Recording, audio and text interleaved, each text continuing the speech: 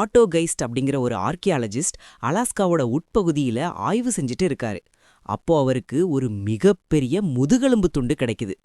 அலாஸ்காங்கிறது பல்லாயிரம் வருஷத்துக்கு முன்னாடி உல்லி மேமத்ஸ் அப்படின்னு சொல்லப்படுற அந்த பிரம்மாண்டமான ரோமம் கொண்ட யானைகள் வாழ்ந்த இடம். அதனால இவ்ளோ பெரிய எலும்பை பார்த்தோன்னே, ஓ இது கண்டிப்பா மேமத் யானையோட எலும்பு தான் அப்படின்னு முடிவு பண்ணிட்டாங்க. அந்த எலும்பை எடுத்துட்டு வந்து யுனிவர்சிட்டி ஆஃப் அலாஸ்கா மியூசியம்ல வச்சுட்டாங்க.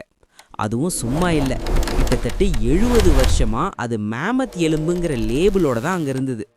கட் பண்ணா 2022 அந்த மியூசியத்துல அடாப்ட் மேமத் அப்படின்னு ஒரு ப்ராஜெக்ட் ஆரம்பிக்கிறாங்க. அதாவது பழைய எலும்புகளை மறுபடியும் எடுத்து கார்பன் டேட்டிங் பண்ணி அதோட சரியான வயசை கண்டுபிடிக்கிறது தான் திட்டம். ஒரு மாணவர் அந்த எலும்பை எடுத்து டெஸ்ட் பண்றாரு. ரிசல்ட் வந்தப்போ எல்லோரும் ஆடி போயிட்டாங்க.